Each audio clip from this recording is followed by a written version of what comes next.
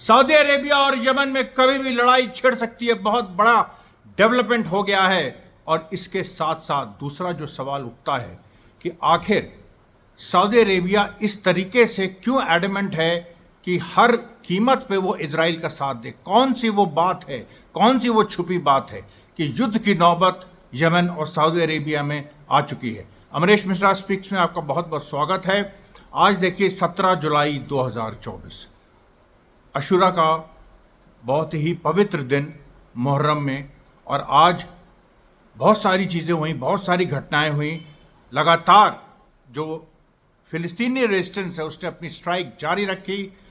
Nasrallah Hezbollah के chief ने आज के ओकेजन पे एक ऐतिहासिक स्पीच दी जिसमें उन्होंने बहुत सारी बातें लोगों को बताई, बहुत सारे जो ऐसे मिथ्स हैं उनको उन्होंने काउंटर किया, और साथ ही साथ उन्होंने ये भी कहा कि जो गलत खबरें फैलाई जा रही हैं कि हिजबुल्लाह अलग से कोई डील कर लेगा इजराइल से, इस तरह की जो बातें आ रही हैं ये बिल्कुल बेबुनियाद हैं और किसी भी चीज़ पे कोई विश्वास नहीं करना चाहिए। किसी भी कोई भी अगर फेमस भी कोई सोशल मीडिया हैंडल हो उस पर भी आपको विश्वास नहीं करना है। सीधे जो हिजबुल्लाह सोर्स से जो बातें आ रही हैं केवल आपको वही मानना है। तो देखिए हम शुरू करते हैं। ये जो पूरा यमन और सऊदी अरेबिया का जो पूरा मामला है, देखिए इसमें अल अखबार बड़ा महत्वपूर्ण अरबिक अखबार है, और उसने कहा है कि सना और रियाद, सना यमन का कैपिटल, रियाद सऊदी अरेबिया के कैपिटल, सना और रियाद के बीच तनाव बढ़ता जा रहा है। और जो इधर यमन ने हमले किए हैं और जो कुछ शिप सऊदी अरेबिया से कनेक्टेड इजराइल की मदद कर रही थी उन पे जो अटैक किया है उसकी वजह से बुरी तरह से सऊदी अरेबिया हिला हुआ है और उसने धमकी दी है मिलिट्री एक्शन की। और ये जो पूरी धमकी है, आप इसका संदर्भ समझ लीजिए। 2015 से में पूरी लड़ाई युद्ध हुआ था जब हूतीस का टेक ओवर हुआ था यमन में, जब हूतीस जीत गए थे और सऊदी अरेबिया जो बैक्ड रजीम है उसको उन्होंने बाहर कर दिया था सत्ता से। अभी वो एडन में वो सऊदी अरेबिया बैक्ड रजीम है, एक बहुत ही छोटा सा कमज़ोर रजीम, उसका कोई महत्व नहीं है, लेकिन एक बनी हुई है। सऊदी अरेबिया जो है वो दोबारा जो यमन पे जो अटैक करने जा रहा है या अटैक करने की धमकी दे रहा है, इसी वजह से देखिए उसने अमेरिका से कहा था, अभी मैंने कल ही आपको बताया था कि सऊदी अरेबिया ने अमेरिका से कहा उसको न्यूक्लियर पावर चाहिए। और उसने जो बहाना दिया वो ये दिया कि हम अपने जो तेल हम निकालते हैं उसमें हम जो फॉसिल फ्यूल हैं, पर्यावरण की रक्षा के लिए फॉसिल फ्यूल्स के बजाय हम न्यूक्लियर पावर यूज़ करना चाहते हैं और वो सबसे बेहतर होगा। देखिए तो ये जो सऊदी अरेबिया का अब समझ में आ रही बात कि ये जो सऊदी अरेबिया ने जो अमेरिका से मांग की न्यूक्लियर एनर्जी की, और तो उसके पीछे का असली कारण ये है कि यमन को दबाना, कहीं ना कहीं यमन के ऊपर ये प्रभाव डालना और इस तरह की बात करना कि यमन दब जाए और यमन डर जाए। और यमन और न्यूक्लियर जो एक वो है कि एक न्यूक्लियर पावर अगर सऊदी अरेबिया बन जाएगा तो ऑब्वियसली यमन भी डरेगा उससे, बाकी सारी चीज़ें डरेंगी। पहले देखिए ये बहस होती थी 1970s में कि सऊदी अरेबिया के पास जैसे ही और संसाधन आए या जैसे मान लीजिए अगर कुछ और इस तरह के हथियार आए तो सऊदी अरेबिया फ़िलिस्तीन को आज़ाद कर देगा। और 1973 में उस समय जो सऊदी अरेबिया की रजीम थी वो बेहतर थी, उसने जो प्रो पैलेस्टीनियन थी 1973 में, तो उसने सऊदी ऑयल ब्लॉकेट उसको कह सकते हैं आप, या जो सऊदी ऑयल क्राइसिस हुई थी जिसमें अचानक तेल के दाम उसने बढ़ा दिए थे जिसकी वजह से पूरे अमेरिकन ब्लॉक को और इजराइल को बहुत तकलीफ हुई थी। तो वो स्थिति अब नहीं है। अब सऊदी अरेबिया के पास देखिए अगर न्यूक्लियर वेपन्स आते हैं या न्यूक्लियर एनर्जी आती है तो वो उसका इस्तेमाल वो कहाँ करेगी अब साफ है। इजराइल के खिलाफ वो इस्तेमाल नहीं करने जा रही। इजराइल के खिलाफ अगर इस्तेमाल सऊदी अरेबिया करती न्यूक्लियर एनर्जी तो हम भी इस चीज़ का समर्थन करते, लेकिन वो यमन के खिलाफ यूज़ हो रही, क्योंकि यूज़ हो सकती है क्योंकि यमन ने बहुत ही बहादुरी दिखाई है। यमन ने लगातार अपनी परवाह नहीं करते हुए उसने लगातार गाज़ा में फ़िलिस्तीनियों की हेल्प की है, एक नया फ्रंट खोल दिया है। इजराइल की इकॉनमी लगभग चरमरा गई है जो सी के माध्यम से होती है। और जो सबसे बड़ी बात यहाँ पर जो बाकी मीडिया आउटलेट्स नहीं छाप रहे हैं वो ये है कि यमन और जो इराकी रेजिस्टेंस है, उसका जो कोऑर्डिनेशन है, वो अब किस तरह से रेड सी के बाद मेडिटेरेनियन सी में हमले कर रहा है। कल मैंने आपको बताया था कि एक शिप पे हमला किया था मेडिटेरेनियन सी पे, और वो जो ओलिविया शिप थी, और वो जो मेडिटेरेनियन सी पे, इससे इजराइल सबसे ज़्यादा डरता है, क्योंकि रेड सी से रास्ता ब्लॉक्ड है, जो एशिया से जो माल आता है, सारी चीज़ें आती हैं। मेडिटेरेनियन सी पे अगर नाकेबंदी हो गई यमन की, तो क्या होगा? तो फिर तो इजराइल की जो भी रही सही इकोनॉमी है वो भी ख़त्म हो जाएगी। हाइफा है, जो हाइफा उसका जो पोर्ट है, उसकी हालत ये हो गई है, आप विश्वास नहीं करेंगे कि उसकी 70% इकोनॉमी टूट गई, खत्म हो गई है 70% इकोनॉमी। 30% इकोनॉमी केवल बची है। कितने लोग बेरोजगार हो गए हैं, और जो इजराइल की सड़कों पे घूम रहे हैं, नेतन्याहू के खिलाफ प्रदर्शन कर रहे हैं। बेरोजगारी जो हाइफा में, जो 70% हाइफा की इकोनॉमी, बहुत ही बड़ा पोर्ट इजराइल का, बहुत बड़ा बंदरगाह, जो हज़ारों लोगों को नौकरी देता था, 70 से 80 हज़ार उसमें एम्प्लॉयड थे, वो उसमें से सोचिए 70% लोग निकाल दिए गए हैं। उसकी इकोनॉमी ख़त्म हो गई है ऑलमोस्ट। और क्योंकि रेड सी से जो माल आता था वो हाइफा में उतरता था, और हाइफा बहुत रिच सिटी था, अब वो ख़त्म हो गया है। तो ये जो ताकत यमन की है कि हाइफा जैसे स्टेट को क्रिपल कर देना, हाइफा जैसे पोर्ट सिटी को क्रिपल कर देना, ये चीज़ देखिए इजराइल को बहुत नागवार गुजर रही है। और इसीलिए वो जो बैक चैनल से सऊदी अरेबिया पे प्रेशर डाल, क्योंकि बैक चैनल से तो सऊदी अरेबिया और इजराइल में दोस्ती हो ही गई थी ना, वो नॉर्मलाइजेशन जो टॉक्स थी, इब्राहिम एकॉर्ड्स की जो बात हो रही थी, उसी के खिलाफ वो भी एक बड़ा कारण था जिसमें 7 अक्टूबर हमास ने किया कि अगर ये हो जाएगा तो फिर पूरी बात ही खत्म हो जाएगी। तो उसने 7 अक्टूबर किया। उसके बाद से सऊदी अरेबिया की हिम्मत नहीं हुई कि इजराइल के साथ नॉर्मलाइजेशन करे, इजराइल को रिकग्नाइज करे। लेकिन अब देखिए, पीठ पीछे इस तरह से यमन को मारने के बहाने से, इस तरह से करने के बहाने से, हिजबुल्ला से आप लड़ नहीं सकते, वहाँ सीधे ईरान से टक्कर हो जाएगी, तो यमन को मारो। लेकिन यमन के बारे में सऊदी अरेबिया को शायद ये गलत फहमी है कि यमन अकेला है। यमन के साथ केवल जो फिलिस्तीनी रेजिस्टेंस है वो तो है ही, लेकिन यमन के साथ रशिया और चाइना और सीरिया भी है।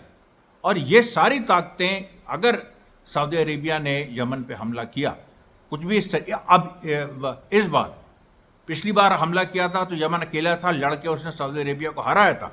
अगर इस बार हमला हुआ तो फिर सऊदी अरेबिया के ऊपर सीधे सीरिया से रशियन जो बेसिस हैं वहाँ से मिसाइल छूटेगी और सऊदी अरेबिया पे गिरेगी, और सऊदी अरेबिया का जो कैपिटल है रियाद, वो नष्ट हो जाएगा। और ये आप सोचिए किसने कहा है? ये रशिया ने कहा, ये पुतिन ने कहा है। पुतिन ने ये वार्निंग दे दी है, अगर सऊदी अरेबिया ने यमन की तरफ देखा भी आंख उठा के, तो कुछ भी हो सकता है, कुछ भी हो सकता है। मतलब वहीं पर रशियन बेसिस हैं, वो सऊदी अरेबिया पे सीधे मार करेंगे। सऊदी अरेबिया को, खैर मैं क्या कहूँ, मैं बहुत इस बारे में बात कर चुका हूँ, आप लोग भी समझते हैं।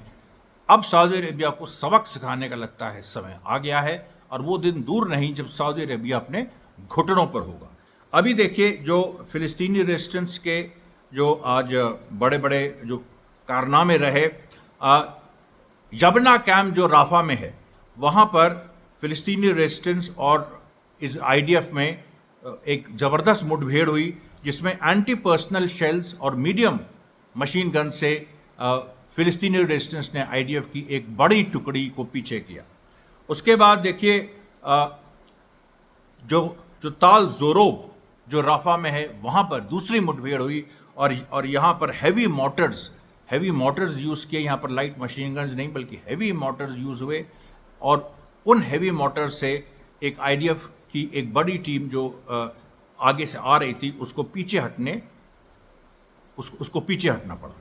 उसके बाद देखिए, जो रामले टाउन में जो रन ओवर ऑपरेशन हुआ था, उसके शहीद का नाम आ गया, जिसने ऑपरेशन करने के बाद जो शहीद हो गए थे, वो मोहम्मद शहाब उनका नाम है। और ये एक दाहेम यूनिट है फिलिस्तीनी रेजिस्टेंस की, वेस्ट बैंक में। ये वहाँ से आते हैं, और इन्होंने दाहेम यूनिट, जो कि सीक्रेट यूनिट है, जो इस तरह के ऑपरेशंस कैरी करती है, इस तरह के रन ओवर ऑपरेशन इजराइल के अंदर घुस के। क्योंकि रामले में जो ऑपरेशन हुआ था, जिसमें 4 आईडीएफ सोल्जर्स घायल हैं, 2 उसमें अभी भी बहुत सीरियस हैं, तो वो घटना तेल अवीव के पास हुई थी, और ये एक मैसेज दिया था कि इजरायली अपने देश में भी सुरक्षित नहीं है। फिर देखिए, जो निरिम आईडीएफ का बेस है, उसमें गाज़ा से 107 मिलीमीटर रॉकेट्स फिलिस्तीनी रेजिस्टेंस ने छोड़े।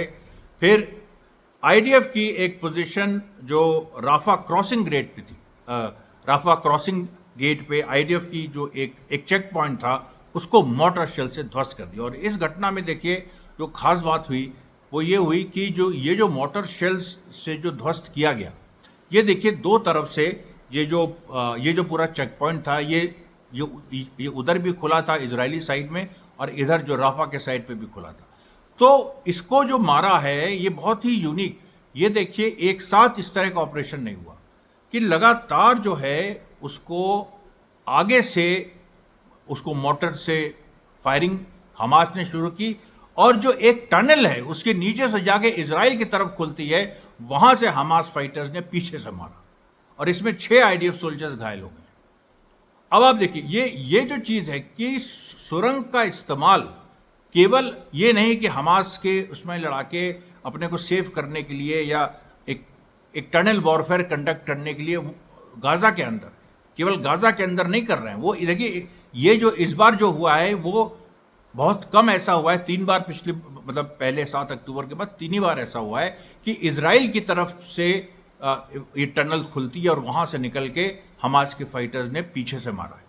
और इसमें जो है मैं आपको बता दूं कि इजराइल ने ऑब्वियसली वो टनल डिस्कवर हो गई, इजराइल ने उस टनल को बंद कर दी, लेकिन तुरंत उसी के पैरेलल दूसरे टनल पे काम शुरू हो गया। ये मैं आपको खबर दे रहा हूँ अपने सोर्सेज से।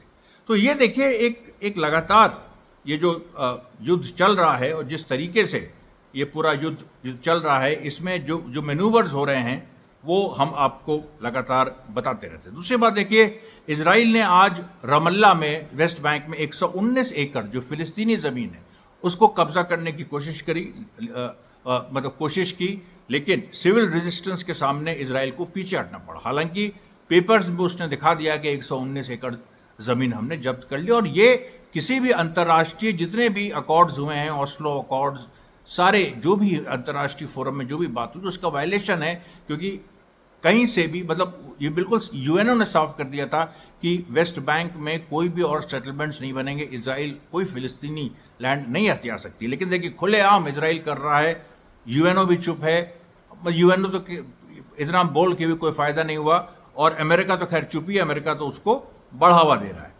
तो अच्छा, उसके बाद देखिए जो तुलकरेम में एक बड़ी कोशिश इजराइल की हुई पैलेस्टीन अथॉरिटी के माध्यम से, मतलब जो जो अब्बास गद्दार के माध्यम से, कि तुलकरेम में जो कुछ एक्सप्लोजिव्स जो माइंस कुछ बिछा रखी हैं रेजिस्टेंस ने, उनको रिमूव किया जाए। पैलेस्टीन अथॉरिटी के लोग पहुंचे रिमूव करने, तो वो माइंस पहले ही उनके जब वो थोड़ी दूर पे थे तभी वो फट गई।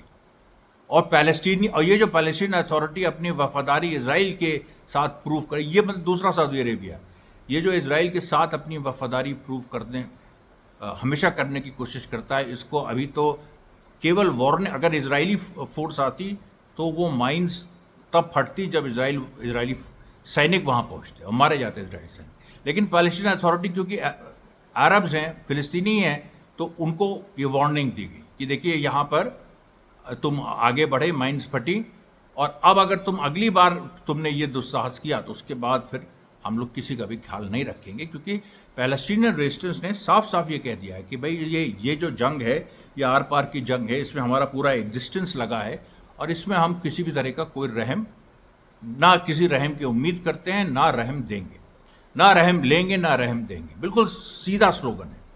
अब देखिए ये जो नहारिया में जो लेबनान बॉर्डर के पास है, इसमें हिजबुल्लाह ने ज़बरदस्त मिसाइल्स की मार की, और जहाँ पर एक मतलब अपने निशाने पर मिसाइल्स लगी। उसके बाद आप देखिए तो नहारिया के अलावा 8 और जगह हिजबुल्लाह ने यहाँ पर मार की। फिर देखिए फ़िलिस्तीनी रेजिस्टेंस ने अल मरा जो नेबरहुड है जेनिन में, वेस्ट बैंक में, यहाँ पर एक ज़बरदस्त मुठभेड़ में आईडीएफ की फोर्सेस को पीछे किया। जेनिन में एक और उसी अल मरा के पास एक चेक पॉइंट जो इजराइल ने नया बनाया था, उसको फिलिस्तीनी रेजिस्टेंस ने नष्ट कर दिया। फिर देखिए जो जेनिन में ही एक दूसरी जगह एक और चेक पॉइंट बनाया था, उसको भी नष्ट कर दिया। 2 चेक पॉइंट जेनिन में आज नष्ट किए गए। फिर कलकलिया में फिर ज़बरदस्त लड़ाई हुई, और उसमें वहाँ भी एक चेक पॉइंट जो इजराइल ने बनाया था उसको नष्ट कर दिया गया है। फिर जो जेनिन के जो चीता ब्रिगेड हैं वो अलग से एक आईडीएफ का एक फ्रेश अटैक हुआ, उसको उन लोगों ने पीछे कर दिया। ये देखिए लगातार जो है ये जो घटनाएं हो रही हैं इनका एक जो महत्व है वो वही जो मैं आपसे कह रहा था कि इजराइल का जो इजरायली सोल्जर्स का जो मोरल है वो इतना ज़्यादा टूटा हुआ है इस समय। और जो बातें आई हैं कि भाई टैंक जो उनके इजरायली सोल्जर्स के पास एम्यूनिशन नहीं है, इजरायली सोल्जर्स के पास टैंक्स की कमी पड़ गई है, वो लोग ज़्यादा सोल्जर्स तो रिक्रूट कर रहे हैं लेकिन वो किसी काम के नहीं है क्योंकि उनके पास उनको भाई हथियार के बिना जो सोल्जर है वो क्या कर सकता है। फिर देखिए हिजबुल्लाह ने जो मैंने बताया कि 8 हमले किए, उसमें उन्होंने एक अल खलीसा विलेज है यही किरियत शिमोना, इस पे फिर से अटैक किया, बेत हिलेल पे अटैक किया, काबरी पे अटैक किया, उसके बाद कफर हुसैन, बार योही, मेरोन, आयता एल-शाब, इस तरीके के जो इजराइल के जो बेसिस हैं। और आयता एल-शाब तो लेबनान का भी हिस्सा है और एक हिस्सा इजराइल ने कब्जा कर रखा है, तो वहाँ पर जहाँ कब्जा कर रखा है वहाँ पर सीधे मार की। तो ये देखिए एक जो आज का भी जो पूरा डेवलपमेंट है। अच्छा हाँ, एक चीज़ और, अल दबोस जो नेबरहुड है गाजा ये जेनिन में, यहाँ पर एक जो गोलियाँ चली हैं कम से कम आप सोच लीजिए 2 घंटे लगातार विदाउट मतलब एक ब्रेक भी उसमें पॉज नहीं हुआ 1 सेकंड का, जिस तरह से वहाँ गोलियाँ चली हैं। जो वीडियोज़ आए तर आप पूरा देख सकते हैं कि घंटों गोलियाँ चल रही हैं। और उसका एक्सटेंडेड वीडियो तो खैर फ़िलिस्तीनी रेजिस्टेंस रिलीज़ नहीं करता, उसका छोटा पार्ट रिलीज़ करता है, लेकिन जो एक्सटेंडेड वीडियो जो मैंने देखा है उसमें आप देखिए तो मतलब आप विश्वास नहीं करेंगे। और वो खैर उसको उस तरह से कभी डाला भी नहीं जा सकता 2 घंटे का वीडियो, लेकिन जो पूरा जो इजरायली जो फ़िलिस्तीनी रेजिस्टेंस है जो डॉक्यूमेंटेशन कर रहा है। अब देखिए ये डॉक्यूमेंटेशन केवल इतिहासकारों के काम नहीं आएगा, ये डॉक्यूमेंटेशन जब ये लड़ाई ख़त्म होगी और जब अंतर्राष्ट्रीय स्तर पे जब पूरी एक बातचीत होगी और ये सब होगा कि भाई अब फ़िलिस्तीनियों ने अपना राज्य ले लिया, वो तो तय है। देखिए तो फ़िलिस्तीनियों ने अपना राज्य ले लिया और अब देखिए तो उसमें जो इजराइल क्लेम्स करेगा कि ये हुआ वो हुआ, और फ़िलिस्तीनियों ने भी फ़िलिस्तीनी रेजिस्टेंस ने भी ये एट्रोसिटी की और ये लोग जो हैं उन्होंने हमारे सिविलियंस को मारा, तब ये वीडियो दिखाया जाएगा कि हमने तुम्हारे सैनिकों के छक्के छुड़ा दिए, सिविलियंस को तो तुमने मारा। अच्छा, मैं ये बात और इस संदर्भ में भी कह रहा हूँ कि वेस्ट में अमेरिका में ह्यूमन राइट्स वॉच नाम की एक संस्था है जो दलाल संस्था है, उसकी एक रिपोर्ट आई है और उस रिपोर्ट में पूरी तरह से मतलब वो यूएनओ की रिपोर्ट नहीं, ह्यूमन राइट्स ऐसे बहुत संस्थाएं अमेरिका चलाता है, तो उसकी रिपोर्ट में सीधे उन्होंने केवल हमास को ब्लेम किया है कि हमास ने 7 अक्टूबर किया, उसके बाद ये किया। फिर वही बातें कि कुछ मतलब महिलाओं के साथ रेप भी हुआ, लेकिन कोई एविडेंस नहीं है, ये भी कहा उसमें। ये तो लगातार शुरू से 7 अक्टूबर के बाद से जितनी रिपोर्ट्स आई हैं उनमें ये बात हो रही है कि अच्छा, इसमें सबसे खास बात इस ह्यूमन राइट्स वॉच रिपोर्ट की है कि ये बाकायदा इसने लिखा है कि हमने रेप विक्टिम से बात की लेकिन कोई एविडेंस नहीं जुटा पाए। अरे यार ये बताओ, जब तुम रेप विक्टिम कह रहे हो, उसको पहले से ही मान रहे हो ना कि वो रेप विक्टिम है, और फिर कह रहे हो कि एविडेंस नहीं मिली, तो ये वर्ड क्यों यूज कर रहे हो विक्टिम? ये तो कोई बात नहीं हुई ना, ये तो अपने में विरोधाभास है। अब इस तरीके की देखिए चीज़ें वही करते हैं जो गिल्टी होते हैं। और इसमें देखिए सीधी बात है कि अमेरिका और इजराइल बुरी तरह फंस चुके हैं हर जगह, इनका कोई भी इस तरह का हथियार। अच्छा, अब आप देखिए कि जब आप तुम 10 बार इस तरह की रिपोर्ट्स फर्जी जारी कर चुके हो जिसको दुनिया रिजेक्ट कर चुकी है, वो लोग रिजेक्ट कर चुके हैं जो हमास के साथ नहीं है, वो भी रिजेक्ट कर चुके हैं कि इसमें कोई एविडेंस ही नहीं है, और तुम फिर वैसी रिपोर्ट ला रहे हो। तो ये देखिए संकट दिखा रहा है कैसे एक रिजीम पतन की तरफ बढ़ रही है। और जब इसकी बात आती है तो आज जो नसरल्ला जो हिजबुल्लाह के चीफ है, उन्होंने अशूरा के मौके पे जो आज स्पीच दी उसमें उन्होंने बड़ी एक महत्वपूर्ण बात कही, और वो बात यह है कि उन्होंने कहा है कि जो अच्छा, और जो बात मैं जिसकी तस्दीक करता हूँ पूरी तरह से, क्योंकि मैं भी एक स्कॉलर हूँ, मैंने भी हिस्ट्री में ये सारी चीज़ें देखी हैं, मतलब पढ़ी हैं। नसरल्ला साहब ने कहा कि जो इजरायली स्कॉलर्स हैं प्लस जो इजराइल को स्टडी कर रहे हैं 1948 में जब इजराइल बना उसके बाद से जो उसको स्टडी कर रहे हैं, उनका ये कहना है, और ये एक अभी की बात नहीं है, ये करीब 10-20 साल पहले से ऐसी किताबें आने लगी थी, ऐसे आर्टिकल्स आने लगे थे कि इजराइल जो एज एन एंटिटी ये सर्वाइव नहीं करेगा 70-80 साल से ज़्यादा।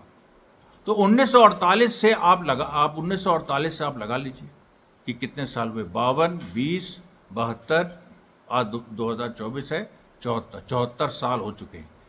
और वो प्रोफेसी, वो जो अब वो ये कोई उसकी प्रोफेसी नहीं है, मतलब किसी सूतसियर की या किसी ज्योतिषी की या किसी ऐसे की, मतलब कोई सूफी मिस्टिक है, उसने आंख बंद करके और वो ऐसे करते हुए उसने बोल दिया, ऐसा कुछ नहीं।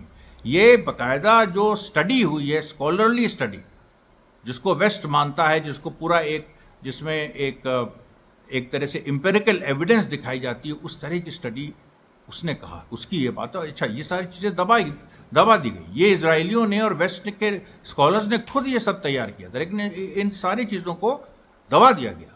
अब वो चीज़ें उभर के सामने आ रही हैं 7 अक्टूबर के बाद, क्योंकि 7 अक्टूबर के पहले तो पश्चिम ने भी और इजराइल ने भी ये मान लिया था कि भाई फ़िलिस्तीन तो अब हार गया है और अब ईरान जो है बस अब उसको सऊदी अरेबिया से दोस्ती करनी है, और इजराइल को सऊदी अरेबिया से दोस्ती करनी है, और उस दोस्ती के बाद सारे अरब मुल्कों से दोस्ती हो जाएगी और फ़िलिस्तीन का सवाल दबा दिया जाएगा। यही तो प्लानिंग थी ना। आज क्या स्थिति है? आज सऊदी अरेबिया अपने वजूद के लिए लड़ रहा है, आज सऊदी अरेबिया अपने वजूद के लिए लड़ रहा, उसकी यह हालत हो गई है। और उसके साथ सुन्नी अरब नहीं है। जब सुन्नी अरब सऊदी अरेबिया के साथ नहीं, और आपको एक बात बता दें, सऊदी अरेबिया पे जब रशा मिसाइल छोड़ेगा या यमन, अब तो यमन के पास वो कैपेबिलिटी है। एक चीज़ और बता दें जो बीच में मिस हो गई थी, यमन ने इस चीज़ को कहा है, यमन ने कहा है कि इस गफलत में ना रहे सऊदी अरेबिया कि ये 2015 है। अभी हमारे पास जो हथियार आ गए हैं, जो स्पेशली हाइपरसोनिक मिसाइल्स जो यमन के पास आ गई हैं, वो हाइपरसोनिक मिसाइल सीधे रियाद को टच कर सकती है, सीधे। और आपको एक चीज़ और बता दें, रशा को तो मैंने कहा कि वो तो रशा ने वार्न किया, लेकिन रशा को इंटरवीन करने की ज़रूरत ही शायद ना पड़े, क्योंकि यमन खुद ही केपेबल है। और यमन से कोई भी मिसाइल, यमन की जो इज्जत है पूरे अरब वर्ल्ड में, क्योंकि अरब वर्ल्ड का वो क्रेडल है, यमन से बहुत सारी अरब ट्राइब्स निकली हैं। तो वो जो बात आ रही है कि यमन से कोई हमला रियाद पे हुआ, तो सऊदी अरेबिया की जो जनता है वो उस हमले का स्वागत करेगी, वो उस हमले का स्वागत करेगी। मैं भी ये डंके की चोट पे कह रहा हूँ, अगर सऊदी अरेबिया का कोई यहाँ स्पोक्स पर्सन है या किसी ने अपनी माँ का दूध पिया है तो सामने आ जाए। ये बात, क्योंकि देखिए बात यह है कि तुम अगर जालिम का साथ दोगे तो तुम जालिम ही हो गए। इस लड़ाई में जब मतलब 1,40,000 फिलिस्तीनी अगर जो मारे गए हैं, प्लस घायल हैं, प्लस जो रबल के अंदर दबे हैं, 10,000 हज़ार अभी जिंदा हैं कि नहीं वो नहीं पता। इस हालत में साले तुम वहाँ पर सऊदी अरेबिया कर रहे हो। और ये इसमें अगर किसी भी हमारे समर्थक ने कुछ कमेंट इस तरह से कर दिया सऊदी अरेबिया के समर्थन में, तो फिर वो निकल जाए यहाँ से, उसकी कोई ज़रूरत हमें नहीं है। इसलिए साथियों, देखिए ये बड़ा सेंसिटिव इशू है, इसको हमको बहुत ही सेंसिटिवली लेना होगा। यमन जो है वो सऊदी अरेबिया पे कभी भी हमला कर सकता है, या सऊदी अरेबिया ने हमले की शुरुआत की, यमन उसका जवाब देगा, या फिर इसी पॉइंट पे सऊदी अरेबिया झुक जाएगा। ये न्यूक्लियर उसको जो शक्ति है ये उसको तो अमेरिका देगा नहीं, क्योंकि अमेरिका ने जैसे ही इस तरह की कोई बात देने, कोई ऐसी पहल दिखाई, रशिया सीरिया को न्यूक्लियर एनर्जी दे देगा। क्या होगा कि सऊदी अरेबिया को अमेरिका न्यूक्लियर एनर्जी या न्यूक्लियर पावर के वो प्लांट्स वगैरह की टेक्नोलॉजी देगा, और उधर क्या होगा, उधर रशिया सीरिया को दे देगा। और फिर क्या होगा, फिर तो वही बात हो गई ना, भारत के पास भी परमाणु हथियार हैं, पाकिस्तान के पास भी परमाणु हथियार हैं, वो अपने में डिटरेंस है, उसमें तो कोई फिर दोनों एक दूसरे को स्ट्राइक नहीं कर सकते। तो ये जो देखिए पूरी बात है, ये एक बड़े लेवल पे हो रही है। और इसमें देखिए हमने आपसे वादा किया था पल पल की खबरें अमरीश मिश्रा स्पीक साहब को देगा, और ऐसे भी पहलुओं पे रोशनी डालेगा जिन पहलुओं से एक जो मेन थिएटर ऑफ ऑपरेशन है गाज़ा, उसके अगल बगल जो हो रहा है, जो पूरे विश्व स्तर पे जो मिडिल ईस्ट में हो रहा है, उसकी भी खबरें आपको देगा। तो देखिए ये आज का प्रसारण यहीं तक, कल मैं फिर आऊँगा। धन्यवाद साथियों, बहुत बहुत धन्यवाद।